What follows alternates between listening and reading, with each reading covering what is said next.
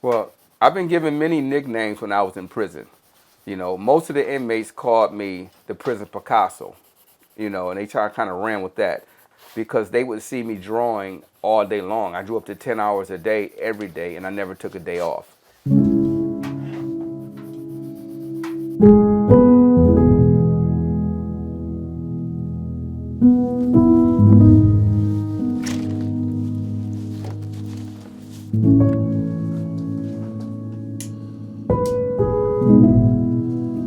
I was arrested at 21 years old. I was hanging out at a popular hangout in Buffalo, New York, a restaurant, and a shooting occurred. I took off, ran to my car, and shortly thereafter I was arrested and taken into custody and questioned. I was charged with shooting 3 people, and within days, 8 people came forward to clear me of the crime, and the person responsible confessed to the crime. All of those witnesses and the confession was disregarded. I was found guilty of all charges, given a 39-year life sentence. I found myself in Attica Correctional Facility, and I didn't know what to do. And all I was asking myself was, how are you going to survive this? Who's going to help you? Who's going to believe that you're innocent of this crime? I had written numerous letters, hundreds of letters, and all of them were ignored. And I had to make a choice, a conscious decision, if I wanted to live or if I wanted to die. And when I watched the movie Shawshank Redemption, the main character had 2 choices. Was he was innocent for the crime he was in jail for? Get busy living or get busy dying. This is a famous quote, and that kind of resonated in my spirit. And it wasn't until my uncle told me, he said, hey, you need to start drawing again, because if you can reclaim your talent, you can reclaim your life. And I had lost all my pills. I had no hope to, regain my freedom because I didn't have any help. He sent me some colored pencils and some paper, and I started drawing after that.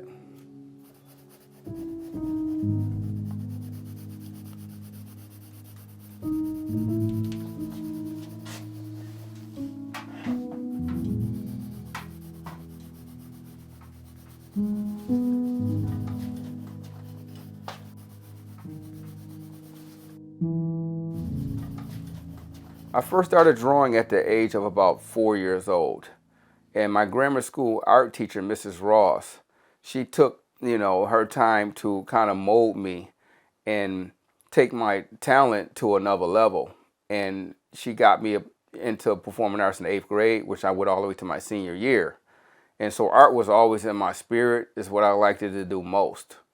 I'd heard of him by reputation because I have a number of other clients in Attica, and they knew him. And they just knew him to be a great guy. He was kind of a mentor for some of the younger guys. He had a lot of street cred when he went in.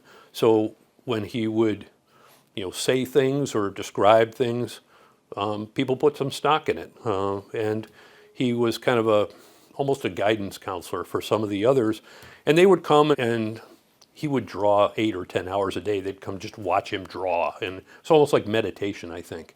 But really, his art was one of the keys to obtaining his release. I remember drawing a rose, and I was kind of rusty because I hadn't drawn in so many years. And the inmates loved the rose. They all was like, wow, that is such a beautiful rose. And so that gave me the inspiration to keep drawing. Before I started drawing the golf courses, I drew greeting cards.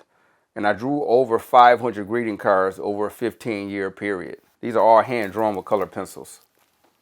The warden and the rest of the staff, they knew me as this artist that whenever they walked by, the area, the housing area, they would see me drawing. So this is what everybody had come to know me to do with my time. So one day the warden comes in. He says, hey, Valentino, I'm going to be retiring in a couple months. Before I leave, could you draw my favorite golf hole? I says, I don't know anything about golf. I'm a black kid from the inner city, but bring the picture in. And it was the 12th hole of Augusta. The warden brought the picture in. I drew it for him. He loved it. That was supposed to be the end of it. And my neighbor said, hey, Valentine, you should draw more golf holes. I said, I'm not going to draw more golf holes. I know nothing about the sport. He forced it on me and brought me some old Golf Digest magazines, tossed them on my bed.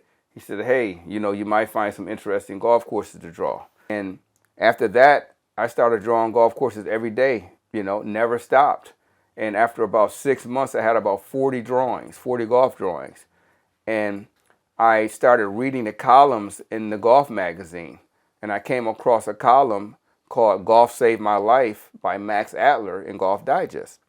So I took a chance and I took one of the drawings and I sent it to Golf Digest magazine.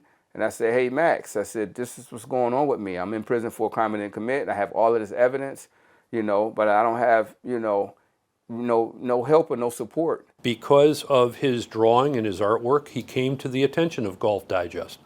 And they launched on to this reinvestigation of the case, which they'd never done before, and which resulted in a wonderful article in Golf Digest, which in sort of an indictment of the criminal justice system was the best encapsulation of the case. There was also a student investigation from Georgetown involved, and they also interviewed witnesses and obtained other information. All of it contributed. So 5 years go by, and Georgetown gets involved. Marty Taincliffe, who was a paralegal working on my case years earlier, had now become a Georgetown adjunct professor. And so his students decided that they wanted to use my case as a class project and do a documentary.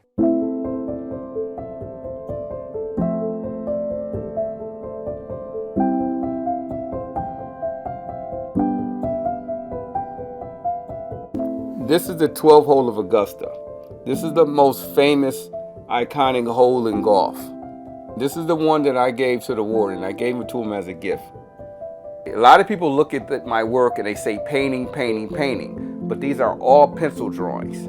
Everything I do is a color pencil drawing, so it takes many, many hours to layer so many colors on top of each other to give it that paint look, to give it that photographic paint look. That's the goal. And I love it when people say painting because it's a compliment. Well, the first thing I do is I have to like the course. It has to be a golf course that, resonates with me and it captures my spirit. And then after that, I decide what color I'm going to do this course. Because I might want to do it in grays, or I might want to do it in reds, or I might want to do it in your traditional green golf course. Sometimes you want to be artistic. So I'll lay out all the colors. I'll take the color pencils, and I'll pick which ones I believe I want to draw the golf course in. And then I may take a yellow and put a yellow under the green, and then use a darker green. So it's many layers to what I do in order to get this effect.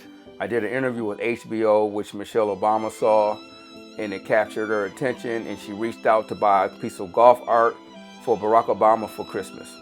The Instagram post of a Barack Obama with the drawing that I drew was just awesome. I mean, it was the greatest feeling in the world. I've played golf about 10 times since I've been released from prison. I've been to the Masters. I've met Tiger Woods, Jack Nicklaus, and but I'm no good. I mean, I've tried, I've taken lessons, and I'm awful. But, it's fun to do. Despite his circumstances, he's one of the most positive people I've ever met. He is unrelentingly, aggressively positive and refuses to be otherwise, which I think has saved him. It's why he's notable today.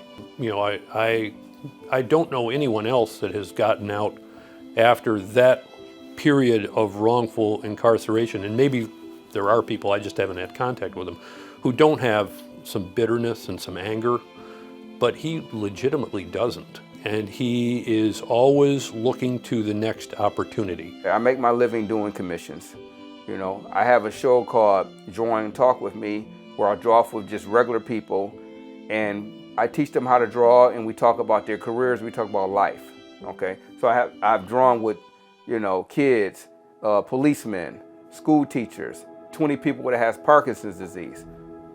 I started a foundation called The Art of Freedom to fight against wrongful conviction and sentencing guidelines in America, okay? Which is the reason why we have mass incarceration, because our sentencing guidelines are too harsh and excessive, and it violates our 8th Amendment against cruel and unusual punishment. So what I've tried to do is connect people with lawyers, good lawyers, and to give them the direction that they should take with the issues that they have. Jack Nicklaus, the greatest golfer of all time, When he met me, he said I reminded him of Nelson Mandela because of my spirit, because I'm not bitter, I'm not angry. In life, we're all going to be tested with something, and we don't get to decide the test.